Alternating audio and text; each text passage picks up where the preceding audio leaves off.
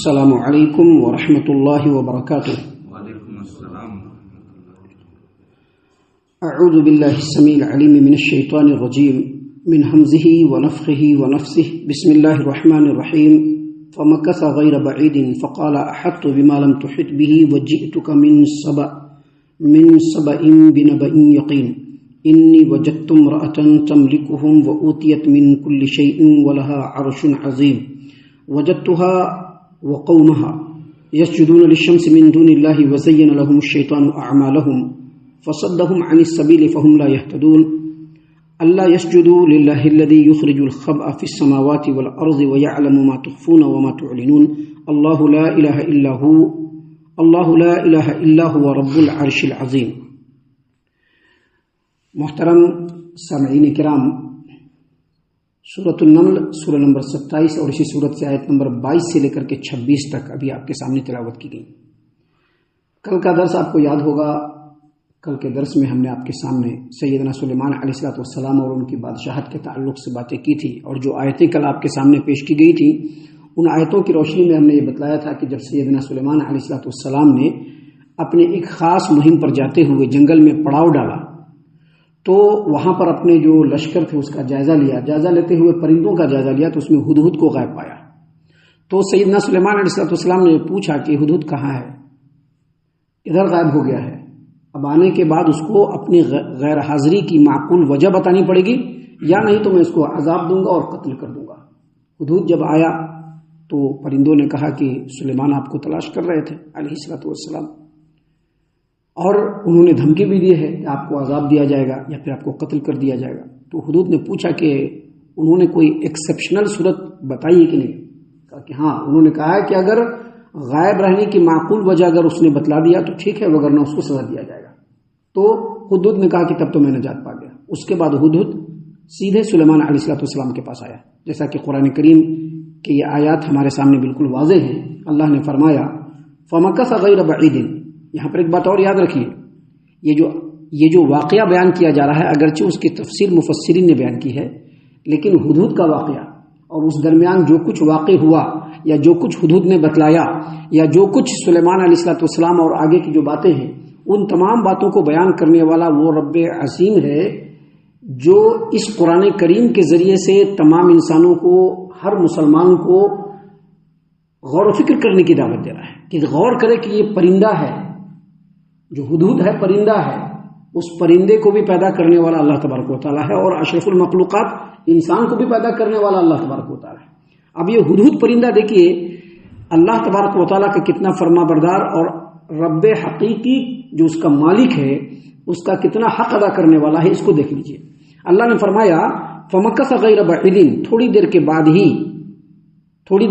ہی ہدہد آ گیا۔ فقال، اور اس نے کہا، سیدنا سلیمان علیہ السلام کے پاس گیا اور کہا احطت بما لم تحط به وجئتک من سبأ بنبأ یقین۔ تھوڑی ہی دیر گزری تھی کہ ہدہد آ گیا اور کہنے لگا میں نے وہ کچھ معلوم کیا ہے جو ابھی تک اے سلیمان آپ کو معلوم نہیں ہو سکا۔ وجئتک من سبأ بنبأ یقین، اور میں آپ کے لیے ملک سبا کے بارے میں ایک یقینی خبر لایا۔ سب سے پہلے یہاں پر ایک بات سمجھ لیجئے کہ سیدنا سلیمان علیہ السلام کی جو بادشاہت تھی، ان کی جو سلطنت تھی، وہ فلسطین، شرق اردن اور اسی طرح سے ملک شام کا کچھ علاقہ، اور اسی طرح سے حبشہ، افریقہ میں حبشہ کا کچھ علاقہ جو تھا وہ سیدنا سلیمان علیہ السلام کی حکومت میں تھا، اور جنوبی یمن کا علاقہ جہاں ملک سبا ہے یہ سیدنا سلیمان علیہ السلام کے علاقے سے بہت دور۔ لہٰذا یہ جو ہدہد پرندہ ہے وہ سیدھے اڑتے ہوئے ملک سبا میں گیا، وہاں جا کر کے وہاں کے لوگوں کا جائزہ لیا، ہر چیز کو گہرائی سے دیکھا، اور گہرائی سے دیکھنے کے بعد واپس آیا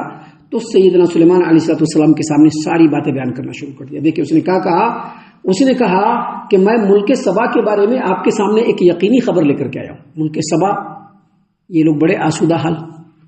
تجارتی اور کاروباری لوگ، اللہ تعالیٰ نے ہر طرح کے خوشحالی سے، عیش و آرام سے، اچھائی سے نوازا تھا۔ یہ جو ملک سبا ہے اس کا ذکر ابھی آگے بھی آئے گا انشاءاللہ۔ اللہ تبارک و تعالیٰ نے دوسرے انداز میں اس ملک کا ذکر کیا ہے جہاں پر اس ملک کی اور وہاں کے زمین کی زرخیزی کی اور وہاں کی خوشحالی اور ہریالی کی اور سرسبز و شادابی کی اللہ تبارک و تعالیٰ نے بڑی بڑے ہی اچھے انداز میں لوگوں کے سامنے پیش کیا ہے، لیکن یہاں پر جو باتیں بیان کی ہے اس کی تفسیر میں مفسرین نے کہا ہے کہ جو ملک سبا ہے یہاں کے لوگ بڑے آسودہ حال اور تجارت پیشہ اور ہر اعتبار سے سکھی اور سپن. آیا ہدہد اور اس نے سلیمان علیہ السلام سے کہا کہ انی وجدت امرأۃ تملکہم، میں نے ایک عورت کو دیکھا ہے جو عورت اس ملک پر بادشاہت کرتی ہے، اس کی حکمرانی ہے. اور اس عورت کا نام کیا ہے؟ اس عورت کا نام ملکہ بلقیس. آپ نے سنا ہوگا ملکہ بلقیس کا نام. اس عورت کا نام ملکہ بلقیس، اور یہ عورت اس ملک کے اوپر جو ہے حکومت کرتی تھی. ہدہد نے کہا کہ وَأُوتِيَتْ مِنْ كُلِّ شَيْءٍ، اس قوم کے لوگوں کو بھی، اس ملک کو بھی اور بادشاہ کو بھی ہر چیز عطا کیا گیا، یعنی ہر وہ چیز جو زندگی گزارنے کے لیے، ہر وہ چیز جو حکومت کو چلانے کے لیے چاہیے، اللہ تبارک و تعالیٰ کی طرف سے وہ تمام چیزیں اس ملک کو بھی عطا کی گئی ہیں اور اس عورت کو بھی عطا کیا گیا ہے. اور مزید کہا وَلَهَا عَرْشٌ عَظِيمٌ، اور اس کے پاس ایک بہت بڑا عرش ہے. عرش کا مطلب تخت جس پر بادشاہ بیٹھا کرتے ہیں. عرش کا مطلب تخت جس پر بادشاہ بیٹھا کرتے ہیں. تفسیر کی کتابوں کے اندر آتا ہے کہ وہ جو عرش ہے اتنا بڑا اور اتنا خوبصورت کہ وہ سونے سے بنا اور اس کے اندر ہیرے اور جواہرات جڑے ہوئے.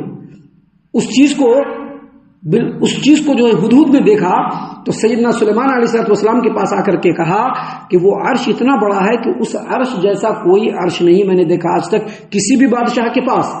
اور پھر کہا وجدتها وقومها يسجدون للشمس من دون الله، اور میں نے دیکھا ہے کہ وہ جو قوم ہے مشرک ہے، وہ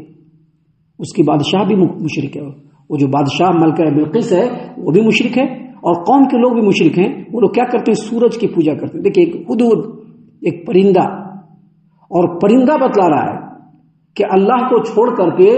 غیر اللہ کو سجدہ کرنا یہ کتنا بڑا جو ہے جرم ہے، اور ایسے لوگوں کو مشرک کہا جاتا ہے. اس نے آ کر کے تمام باتوں کو بیان کیا تو سلیمان علیہ السلام کے سامنے یہ بھی بیان کیا کہ میں نے اس قوم کو اور اس قوم کی جو بادشاہ ملکہ ہے اس کو میں نے دیکھا ہے کہ یہ لوگ اللہ تبارک و تعالیٰ کو چھوڑ کر سورج کی پوجا کرتے ہیں، سورج کے سامنے سجدہ کرتے ہیں. گویا ایسا کہہ کر کے سیدنا سلیمان علیہ السلام کو اس ہدہد نے اس بات کی ترغیب دی کہ اس کے پاس دعوت پہنچنا ضروری ہے،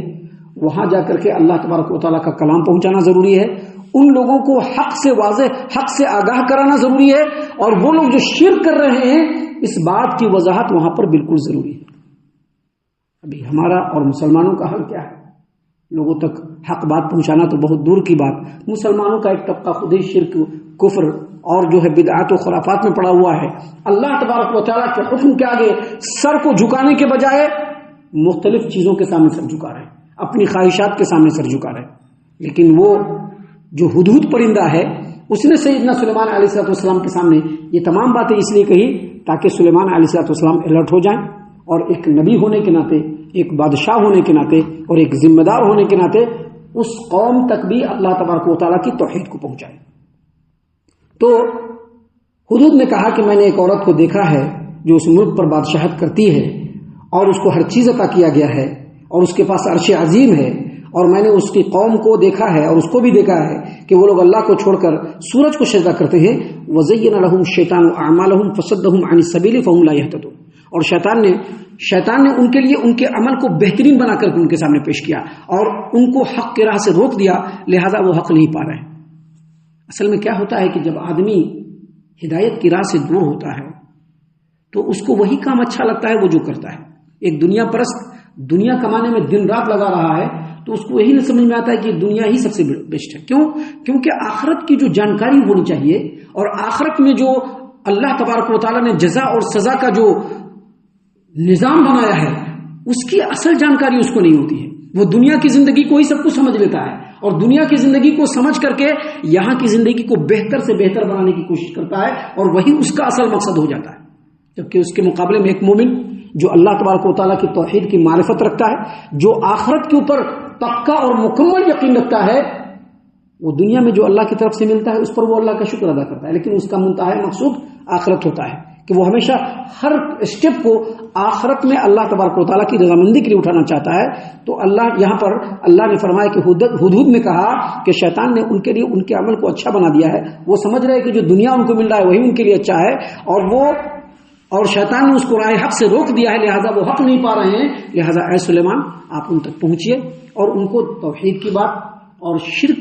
کی جو ہے وضاحت ان کے سامنے کیجیے تاکہ یہ لوگ راہ راست پر آ جائیں۔ سامعین کرام، اگلی جو 2 آیت ہے اس میں اللہ نے فرمایا اللہ یسجدوا للہ الذی یخرج الخبء فی السماوات والارض ویعلم ما تخفون وما تعلنون۔ اس کا مطلب یہ ہے کہ اس اللہ کو سجدہ نہیں کرتے، یعنی وہ لوگ سورج کو تو سجدہ کرتے ہیں، وہ لوگ سورج کو سجدہ کر رہے ہیں اللہ کو چھوڑ کر، لیکن اس اللہ کو سجدہ نہیں کرتے جو آسمان اور زمین میں پوشیدہ چیزوں کو جانتا ہے اور اس کو ظاہر کرنے والا ہے، اور اس چیز کو بھی جانتا ہے تم ظاہر کرتے ہو، اور اس چیز کو بھی جانتا ہے جس کو تم چھپاتے ہو۔ اور پھر کہا اللہ لا الہ الا ہوا رب العرش العظیم، اور اللہ تبارک و تعالی ہی تنہا عبادت کے لائق ہے اور وہی عرش عظیم کا مالک ہے۔ یعنی ان دونوں آیتوں کے بارے میں سب سے پہلے مفسرین نے ایک چیز کی وضاحت کی ہے کہ یہ دونوں آیات، بعض مفسرین نے کہا ہے کہ یہ تو ہدہد کا کلام ہے، ہدہد نے خود کہا، یا پھر ہدہد کے کلام کے اوپر اللہ تبارک و تعالیٰ کا اضافہ ہے کہ اللہ تبارک و تعالیٰ نے یہاں پر بتلایا ہے کہ سورج کو سجدہ کرنے کے بجائے اس رب العالمین کو سجدہ کرنا چاہیے جو زمین و آسمان کی چھپی ہوئی باتوں کو لوگوں کے سامنے ظاہر کرنے والا ہے۔ جنت کسی کو سامنے تھا نہیں، اللہ نے ظاہر فرمایا۔ جہنم کسی کے سامنے تھا نہیں، اللہ نے ظاہر فرمایا۔ قیامت کو کوئی جانتا تھا نہیں، اللہ تبارک و تعالیٰ نے ظاہر فرمایا۔ نت نئے آئے دن جو بڑے بڑے انوینشن ہو رہے ہیں، بڑے بڑے ایجادات ہو رہے ہیں، نئی نئی چیزیں جو ریسرچ ہو رہی ہے، وہ جو لوگوں کے سامنے آ رہی ہے وہ ظاہر کرنے والا کون؟ اللہ تبارک و تعالیٰ۔ لہٰذا وہ لوگ اللہ تبارک و تعالیٰ کو سجدہ کیوں نہیں کرتے جو زمین و آسمان کی چھپی ہوئی باتوں کو ظاہر کرنے والا بھی ہے اور تمہارے چھپے ہوئے اور ظاہر اعمال کو بھی جاننے والا ہے۔ اگر کوئی عمل تم چھپاتے ہو یا اس کو دل میں رکھ کر کے ظاہر کچھ اور کرتے ہو، اللہ اس کو بھی جاننے والا ہے، اور جس چیز کو تم چھپاتے ہو اللہ تبارک و تعالیٰ اس کو بھی جاننے والا ہے۔ اللہ ہر چیز کو جاننے والا ہے۔ اور پھر کہا اللہ لا الہ الا ہوا رب العرش العظیم، اللہ کے علاوہ کوئی عبادت کے لائق نہیں اور وہی عرش عظیم کا مالک ہے۔ کیا مطلب یہ کہ ہدہد نے جو یہ کہا، ہدہد نے یہ جو کہا کہ وہ جو عورت ہے اس کا جو عرش ہے ویسا عرش ہم نے کسی بادشاہ کے پاس نہیں دیکھا، تو اللہ تبارک و تعالیٰ نے اس کے جواب میں کہا کہ عرش عظیم سے بڑا عرش کسی کا بھی نہیں ہو سکتا ہے، وہ عرش عظیم کا مالک اللہ تبارک و تعالیٰ ہے۔ یہاں پر سجدہ ہے، اور سجدہ کیوں ہے؟ اس لیے سجدہ ہے کہ مفسرین نے بیان کیا ہے کہ ایک مومن جب یہاں پر پہنچے اور جب سجدہ کر لے تو وہ اپنے سجدہ سے اس بات کو ظاہر کرے کہ جو سورج پرست ہیں مجھ سے الگ ہیں، اور ہم اللہ کو سجدہ کر کے اس بات کا ڈینائی اور انکار کر رہے ہیں کہ اللہ کے علاوہ سورج کو یا کسی بھی چیز کو سجدہ کرنا شرعی اعتبار سے شرک ہے اور کفر ہے۔ آگے ابھی اور بھی باتیں ہیں جو بڑی ہی حیرت انگیز ہے، جس کو انشاءاللہ کل اور کل کے بعد کے دروس میں ہم آپ کے سامنے پیش کرنے والے ہیں۔ ہم اللہ سے دعا کرتے ہیں کہ اللہ تعالی ہم تمام کو ان تمام باتوں پر خوب غور و فکر اور تدبر کرنے کے ساتھ ساتھ ان باتوں پر عمل کرنے کی بھی توفیق عنایت فرمائے، آمین۔ اللہ تعالی ہم تمام کو صحیح معنوں میں پکا سچا مومن مسلمان بنائے، اللہ اور اس کے رسول صلی اللہ علیہ وسلم کی اطاعت و فرما برداری کرنے والا بنائے، صحابہ کرام رضی اللہ عنہم کے طریقے پر چلنے والا بنائے، جنت الفردوس میں جگہ عطا فرمائے۔ اے اللہ ہم تمام کو جہنم سے پناہ دے، اے رب العالمین ہم تمام کو جہنم سے پناہ دے، اے مالک الملک ہم تمام کو جہنم سے پناہ دے، آمین یا رب العالمین۔ وما علینا الا البلاغ المبین۔ تبارك الذي نزل الفرقان على عبده ليكون للعالمين نذيرا